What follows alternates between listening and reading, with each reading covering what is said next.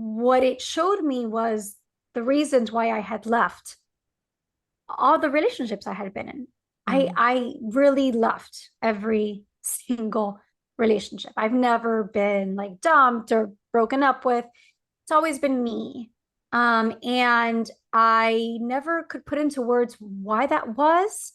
I just knew if there was too much tension or there were little problems or I felt some kind of negative emotion, I would just run. Thank you so much, Natalia, for being here with me today and for chatting with me. Yeah, thanks for having me on. I'm very excited to talk all things Enneagram and relationships. There's a few questions that I had that I kind of wanted to start with, and I feel like the one I'm being called to is to ask you, before you found the support of the Enneagram and also in your current relationship, where were you at before? Like how did your relationships in the past kind of compare to your relationships of today? Oh my gosh. So there is no comparing. The whole reason I found the Enneagram or decided to use it as a tool and have it really change things for me is because of my relationships.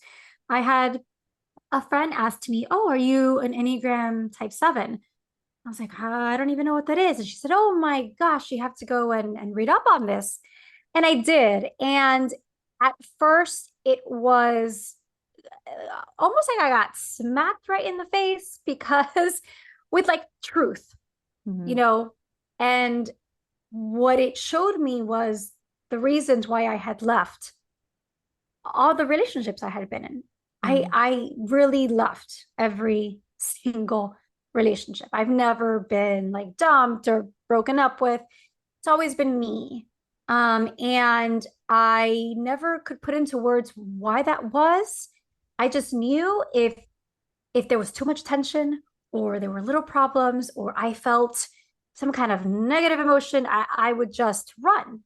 So the Enneagram, what it showed me was that after I did the assessment and all that, I learned I was a type 7. And type 7s do not like to feel any kind of negative emotion. We have what's called half range of emotions, and that half range is all the wonderful feelings, excitement and happiness and joy and all that kind of a thing. Yeah. So there is no comparing because my marriage is what it is because of the Enneagram. For people that have never heard of the Enneagram before, how would you explain it in a nutshell?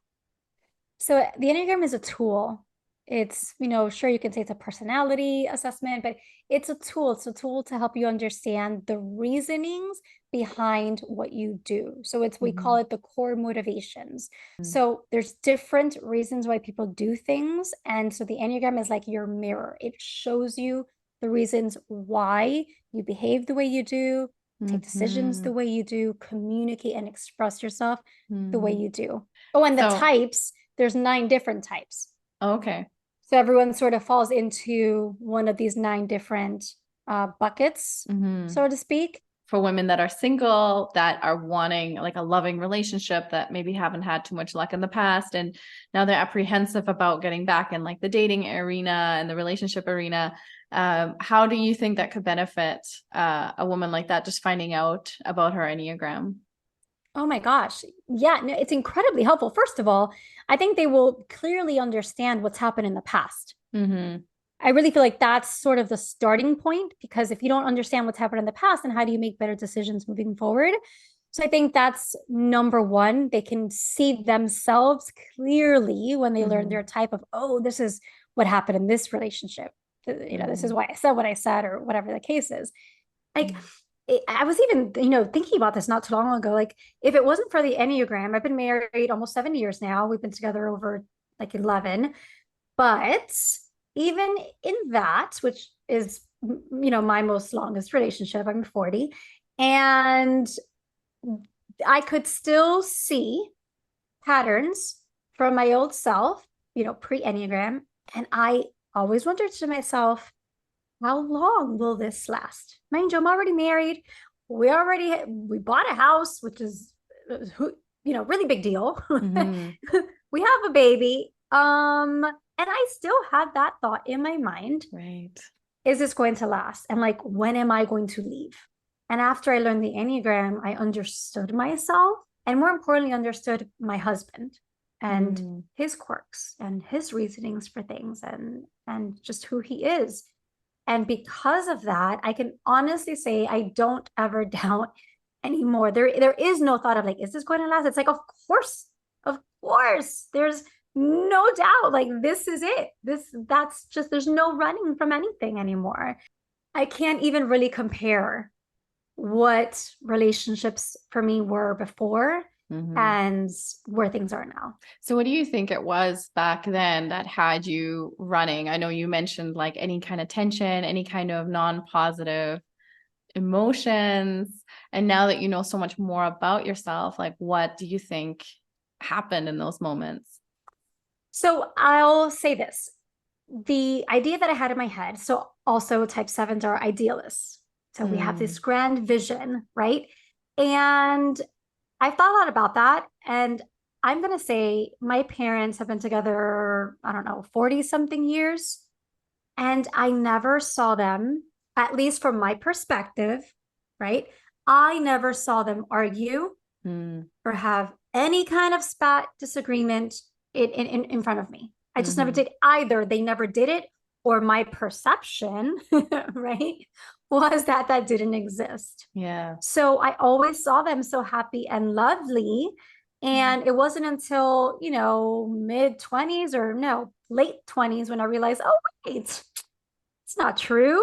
You become an adult, you open up more with your parents and they shared a lot more. It's like, no, they would argue all the time, but just they did it, not in front of the kids. Right. And so my thought was, oh, relationships, good, healthy ones like the ones, my parents have because they are perfect, is just lovely and affection and just all these wonderful things. And so when I got into my own relationships, and that wasn't the case the majority of the time, it's like, oh, wait a minute.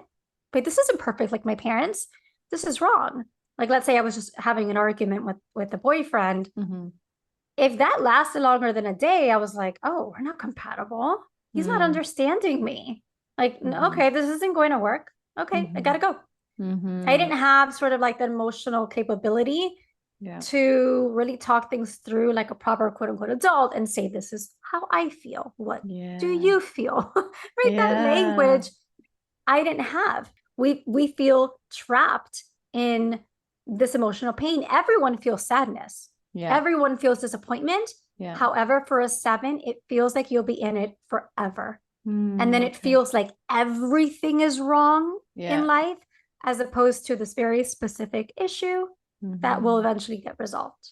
That's so interesting what you said about the conflict too, like what you observed as a kid. And a lot of times you hear like for parents, well, let's not fight in front of the kids, or let's not have those conversations in front of the kids to protect them, which is a noble thing and it's responsible and that's wonderful. And then on the other hand, like in your case, you then also didn't get to witness these conversations, this kind of communication, maybe, conflict that then resolves again to come back to this loving place, which they always did, but it sounds like it always happened behind closed doors. So that's really interesting and like a different perspective on, protecting your kids from it could be healthy communication, which it sounds like it was in your parents, can actually have just have us not be familiar with that piece at all. Yeah. And as a mom now, I always take that into consideration if there's ever a disagreement between my husband and I don't wait until my son isn't in the room. I allow him to experience what it is when his two parents who love each other are disagreeing. And I'm going to have that. Now, we don't yell like crazy. We don't do curse words, none of that. But it is a healthy disagreement of, I don't agree with that. And this is my point of view. And we have these conversations in front of him. And sometimes he has said, oh, stop arguing. And we say, no, we're not arguing. No, he'll say, stop fighting. So we're not fighting. We're just not agreeing and we're talking through it. And he understands talking through it because when he goes to timeout, we always say, let's talk through this, right? So he understands that verbiage. Mm-hmm. So I say this, we're not fighting, we're talking through this because we're not agreeing. Yeah. And that's okay. You Yeah. can disagree and argue, and that's okay. Mm-hmm. And I remember that as being such an important thing for me as a mom to do and show him, because I didn't have that. Of course, Mm-hmm. like you said, my parents are trying to do the noble thing, right? That's also a very old school way of thinking, like you don't fight in front of the kids and all that. But I want him to know that life isn't wonderful all the time and joyful all the time. There are hard moments and sometimes things suck. And, you can fight and argue and then come right back and have, what he likes to call group hugs. And then Oh. everything's fine. Okay. As a type 7, I'm in the aggressive stance. So when I talk, it's really passionate and I can raise my voice. I'm not yelling. I'm just like, this is my point of view. And it's very direct. And so I can see from a little 4.5-year-old that he's like, oh, why are you fighting? It's like, no, I'm sorry. This is just how mommy talks. Yes. So you're predominantly a 7, is that right? And what Yeah. about your husband? So what is your husband's tendency with like conflict, for instance? Yeah, so that's also very different. And Mm-hmm. that was challenging. And again, so glad I found the Enneagram because I was able to really understand him. He's a type 5, and type 5s are much more introverted. Mm-hmm. They're not at all aggressive. They're what's called the withdrawn stance. So, as a 7, right? Let's give a good example. Before the Enneagram, I would have something to say, I would bring it up and just word vomit, right? This is what I think and this is what I feel and just all of these things. Okay, now give Mm-hmm. me your response. Mm-hmm. He would either respond with like 1 or 2 words, or he'd say, I don't really see a problem. Or he'd say, so what do you want me to do to fix this? Mm-hmm. There wasn't, I'm going to relate back to you with how I feel. Mm-hmm. There wasn't, let's have this open dialogue about this. Mm-hmm. And there wasn't a empathetic, compassionate moment. Or he would take a long time to really process what I said and then come back like a day later. Mm-hmm. And before the Enneagram, I interpreted all of that to be dismissive, either to Mm-hmm. be dismissive or like, again, we had a problem in our relationship because I felt like we weren't connecting on that more deeper level when there were issues. So here I am trying and I'm getting back what I consider to be resistance Yeah. to what I was saying, or just kind of like dismissive, not really caring, like he's got other things going on in his mind, when that wasn't the case at all. So it's not that me and him couldn't communicate, is that we didn't understand our communication styles. Mm-hmm. And that took some learning. And when I saw the Enneagram and I read his type, well, he took the test and we found out he was a 5. I was like, oh, that makes so much sense. And I immediately felt, a little terrible for all these negative things I was telling in my head that he was. Like, he just doesn't care. Yeah. He doesn't want to pay attention to what's going on. He'd rather just be off on his own. And it's like, no, because he doesn't have as much energy as I have to emotionally handle these kinds of things. He's Yeah. slower paced. Right. And that's okay too, as long as you're aware of the differences Mm-hmm. and can work through them together. Yeah. Interesting. And I wonder too, as you're talking about the type that your husband is there for men, is with the Enneagram types, do men commonly have like similar types? Because it just sounds like like the logical, the thinking, the taking more time, the not really accessing, like, what am I feeling? That also sounds really like masculine. So I wonder if is there some kind of Yeah. pattern there? So there really isn't. Okay. There's every different kinds of types, but the types that I've worked with and that I've spoken with the most have been men that have been types 4, 5s, and 9s. All of them are in the withdrawn stance. So to your point, yes. But at the same time, type 4s are highly emotional people. Hmm. They are deep wells of empathy, deep wells of emotion, which you really wouldn't correlate to be such a masculine thing. That's something Yeah. more you would think, oh, women are more the feelers. Yeah. And the aggressive stances like me, types 3, 7s, and 8s, that's more a masculine thing. Mm-hmm. But the men that I've spoken to the most have been really 4, 5s, and 9s. You can sort of like pick and see which ones, but typically, no, they're typically all across the board. Okay, interesting. Mm-hmm. So when you met your husband, I want to know the story, by the way, how you guys met and how you knew like, okay, this is the person, like this is the person that I'm not going to run from. I'm going to stick around. Which parts of his personality like attracted you and made you feel, I guess, I don't know, safe enough to stay?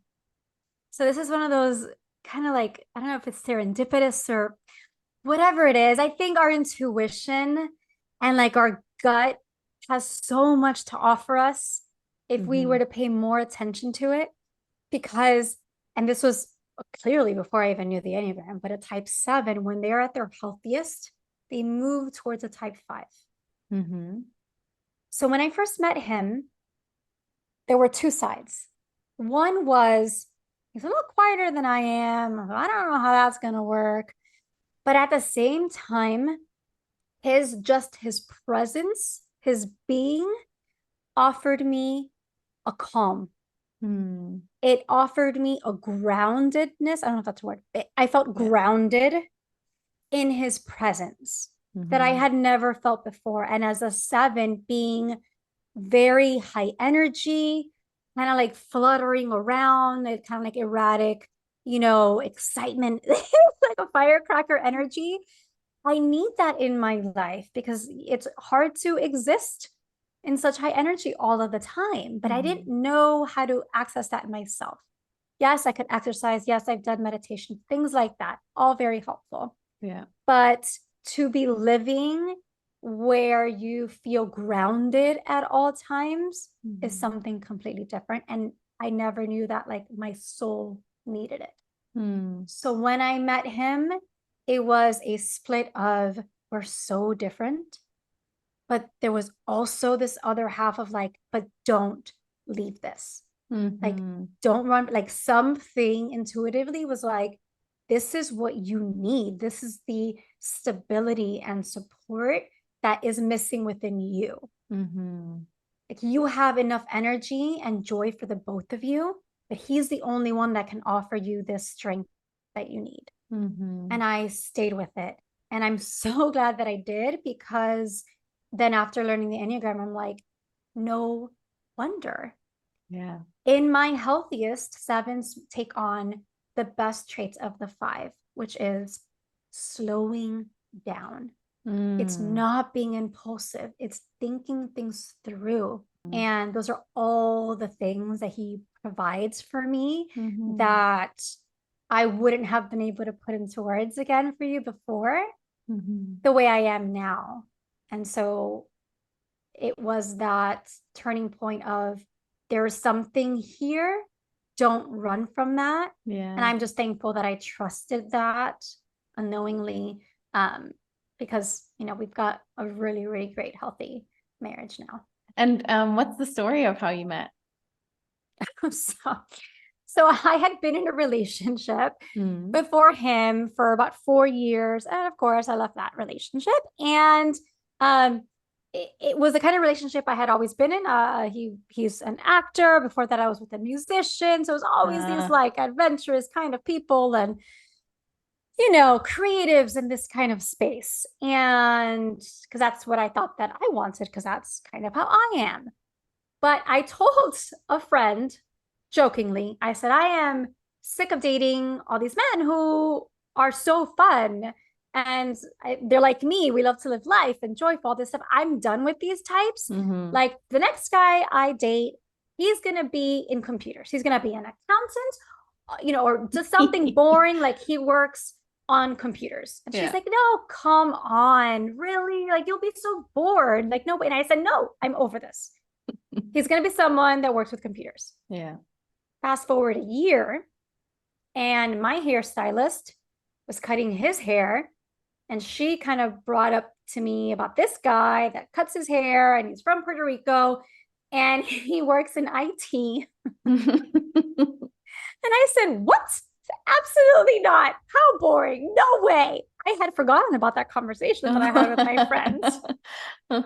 He slipped him my Facebook profile. He started sending me messages. We started talking back and forth. I was like, this guy's really smart and he's so witty. And then we just started, we decided to go out for a drink, and after talking for some time, and we just clicked right away. There was like intense chemistry between the two of us, again, in a completely different way. His was a very understated confidence, as opposed to the confidence that I was used to before, that was very extroverted and flamboyant and all these things. It was a quiet inner strength that really intrigued me, because it was the opposite of who I am. Yeah. And I never thought being with someone so different from me would be the thing to make it stick. And it turns out that it was. And so we ended up dating, and then we never broke up. And then I remember, my friend reminded me of that conversation of like, oh, but isn't he in IT? Isn't that what you told me? I was like, oh my God, did I manifest this? It sounds like you did. Yeah. And so neat too, that the hairdresser, I guess, also in like you said, the serendipitous ways, like put the two of you together. I mean, he has plenty of clients, but there's something that made him see something.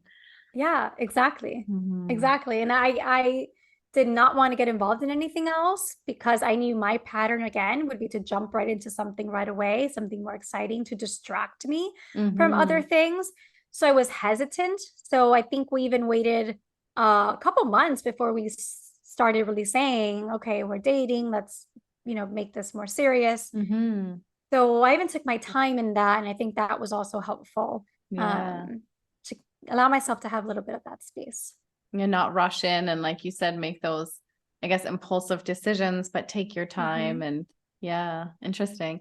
And did anything come up for you as it got more serious around commitment, like being a 7, this thing you don't want to be like limited or restrained? I think that was part of it. Did anything come up for you there? Like, what do you remember any moments where you were like, oh my God, like wanting to run, but not? Yes, there was this one moment where I think we were a couple months in, and my husband, I don't know if this is a fight thing or not, or just maybe just true to him, he said, okay, what are we doing? Like, I want to define this. Are you in or are you out? And I remember we were in his kitchen. I said, well, can't we just like be hanging out? And he's like, no, we've been doing that. So are you in or are you out? And I was like, I said, I guess I'm in. But in the back of my head, I said, I'm not. I'm just going to tell him that I'm in, because I'm not ready to let this go and I don't want to. But he apparently needs an answer. So I'm just going to go ahead and tell him what he wants to hear. I also didn't want to have that conversation, right? At 7, that's awkward. I don't want to have that. But I just went ahead and told him I'm in. But in the back of my head, I knew I could just leave at any time. Right? So you had that out. Yeah. I always had the out in the back of my mind, always. But then I was the one that pressed to get married. Oh, 2 really? Years, 2 years later, I said, okay, so what's happening here? Remember, he always wanted to get married, but he's slower in making decisions. He goes through the pros and cons, and he thinks all these things. And I am much more impulsive. So when I knew like this is where it was at, I said, let's go. When are we getting married? Okay, you've got till New Year's. Gave him an ultimatum. Wow. Because we had been together, I think 2 years at that point, and we were already in our 30s. So I said, okay, you've got till New Year's. And that worked out great, because the day after Christmas he proposed. Oh, wow, that's so sweet. Wow. How did that happen? It was the day before we were leaving to go to Puerto Rico. He's from Puerto Rico, so we're going to go visit family.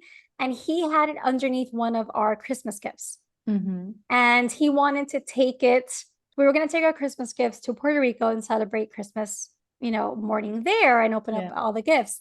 But being myself and a 7, true to nature, I was like, I want to open up gifts now. Now I'm getting my gift now. He said, no, let's pack. We have to pack still. And we have an early flight. We'll do this tomorrow. No, I want to open them now. God, that's so boring. I'll give you a gift. Let's open it. He's like, oh my gosh. So I remember him being like annoyed with me that I really wanted to open gifts at like 10 o'clock at night. And she said, all right. So I gave him one. He opened, then he gave me one.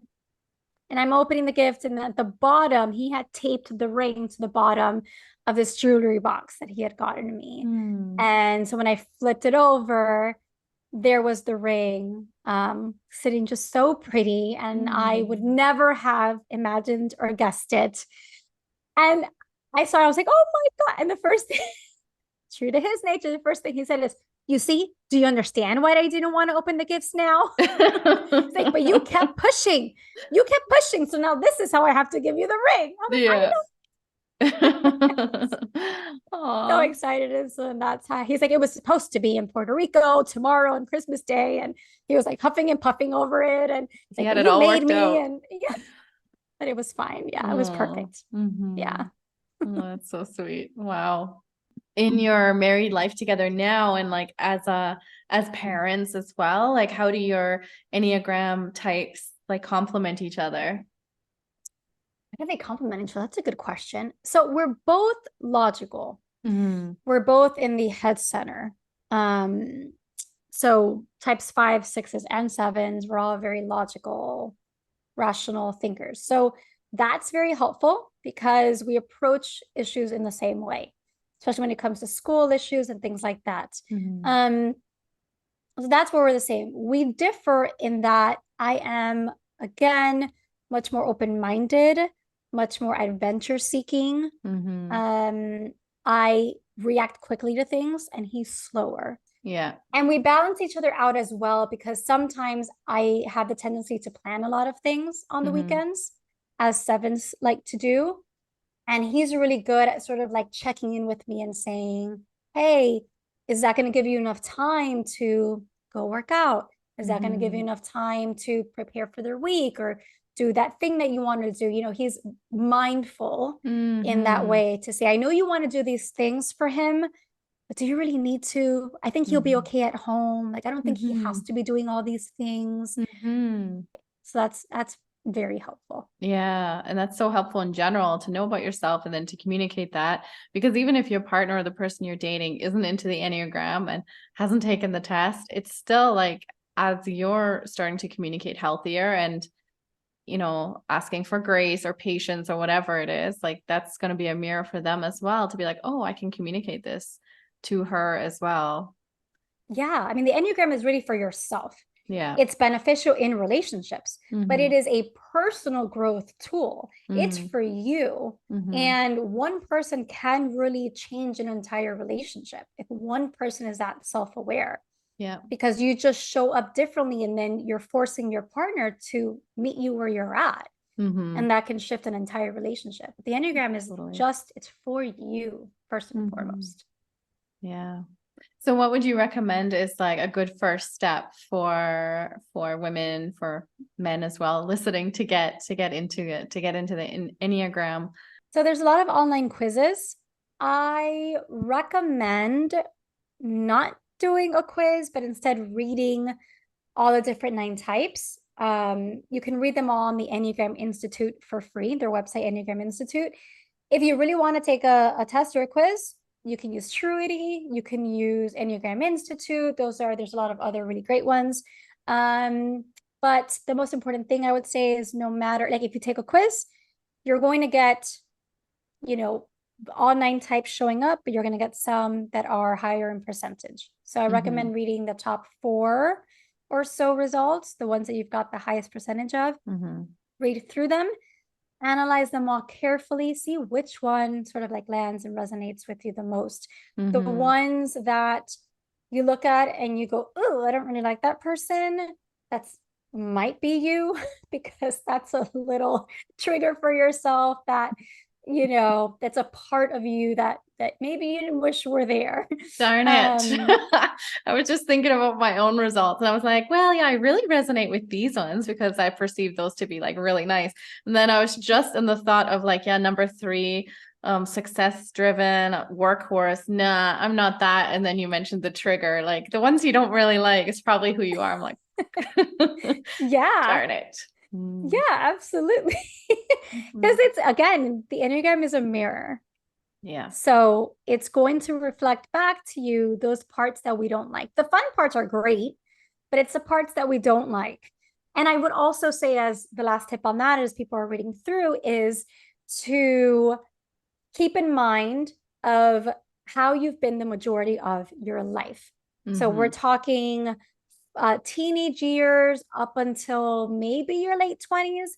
What has been the tendency for you? You want to look at that time period, because after that, we become more self-aware. We read books and personal development, things like that. And so our perception of things can change. However, we are our truest selves between teenage years and sort of like early 20s. Interesting. Yeah. So So those are think going to be the back. tendencies that kind of pop up. And then as we're healing, getting more aware, we're getting more of the positive qualities of all of them, I suppose. Yes. But it's Yeah. going to be the So, negative ones that are going to trigger us in relationships that are going to make it hard for us. yeah. So when you're reading through all 9 types, don't think about, one of these types being who you are today, where you Mm. stand. It's more of what's truest for me when I was teenager to mid 20s. And so from the time that a long time ago, when your friend mentioned, oh, you sound like you're a 7, to today, where has the Enneagram journey taken you?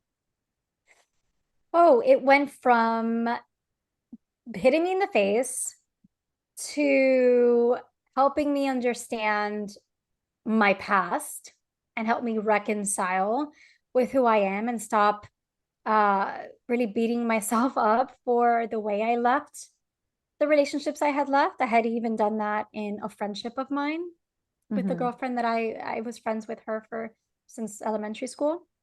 So I spent a lot of time really living in guilt and shame for how I handled those situations, Mm. and help me heal that part of myself, and then understand how I can make better choices. And then it led me to make better choices. It led me to communicate better with my husband Mhm. and everyone in my life, honestly. It's helped me slow down Mm. and just becoming so much more aware of myself. And doing that, I said other people need to, I started talking about the Enneagram to just about anyone that would listen. Mhm. And then people started asking me questions about how to use that in relationships. And I said, you know what, maybe I can get certified in this.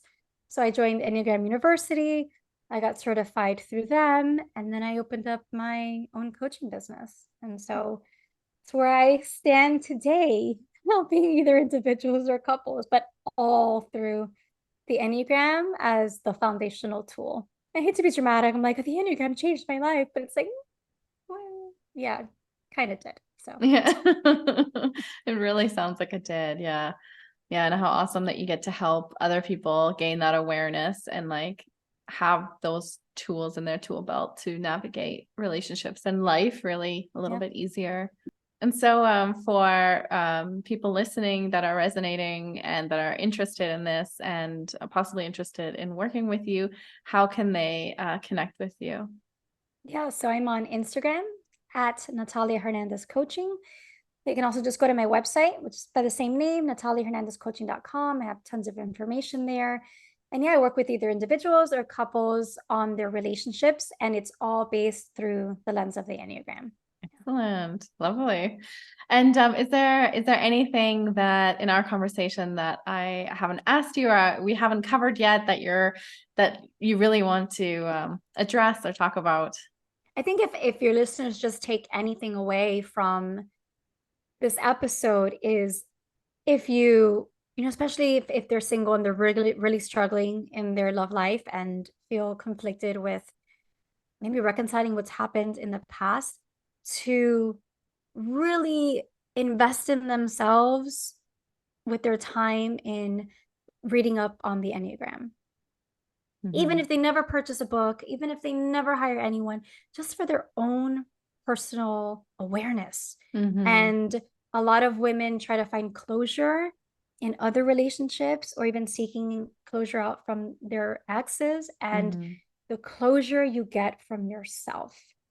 And I've said it before to clients and I'll say it here. The Enneagram is the quickest and easiest way you're going to find closure from what's happened, because it is that mirror. And so I would really encourage your listeners to just get online and just, it's all free. It's all there available. Just read up on the types and dive into that, because there's going to be a lot of closure in a lot of different areas. The quiz that I took, it definitely, some of them resonate. So I'm going to look at it now with also what you mentioned, like your childhood, teenage years, and then also read up on them, noticing like which ones bother me, what are the triggers. So I'll see. I'm sure it's going to, bring another level of clarity. Yeah. You know which one bothered me the most for the 7? Wasn't the avoidance of emotions. It was gluttony. So 7s, it's like their vice is gluttony, which is like overconsumption of everything.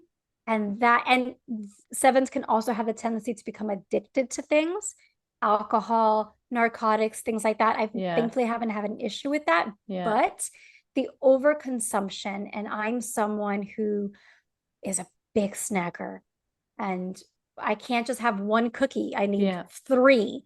Yeah. And I can't just watch one Netflix show. I want to watch 3 episodes. Yeah. And that bothered me because I don't like that part of myself. I'm highly aware that it's challenging for me to just grab one snack and not 5. And that really bothers me. It makes me feel like I'm out of control and I don't have no self-control. Yeah. And that's what triggered me the most. I'm like, that is 100% true for me. Yeah. In so many areas of my life. I totally resonate with that. Like the overindulging of anything that's pleasurable. Yes. Like all of a sudden, if I'm with my person and I'm enjoying it, like I have no boundaries. I have no, my self-care and like time limits, and I'll go out the window. Like I'm just impulsive in the moment. This is great. I want more. Yeah. Like an addiction, like behavior for sure. And I have that with food as well. Yeah. And, the more stressed I am, the more that behavior comes out because I just want more of the good feeling things. So, yep. 100%. It's not our best side. No. Oh, that's really good though. Okay. And just before we wrap up for today, what song are you currently dancing to? Oh my gosh, that's a good one. Okay. So this might completely be out of left field, but I am actually listening to some slower music because it's not that easy for me still to tap into more heartfelt things. So sometimes I enjoy listening to like sadder music, like Adele and things like that, because it lets me feel. But before we started recording, I was listening to some Adele and was all in my feels. And so that's what I tend to do lately. So that's awesome. I love that. And do you have a specific song that comes to mind from Adele? Not really. I listened to her latest album on repeat. There isn't, I just listened to them all. All right. Well, thank you. Thank you so much, Natalia, for chatting with me today. It was super interesting hear more about the Enneagram, about your story, and about how, it's helped transform your life. And very excited for where you're at. Oh my gosh, Yvonne, thank you for having me on your show. I really hope that your listeners got a lot out of this and was able to put all of this into really good use in their personal life. And thank you for allowing me to come on your platform and share this. You're welcome. Thank you.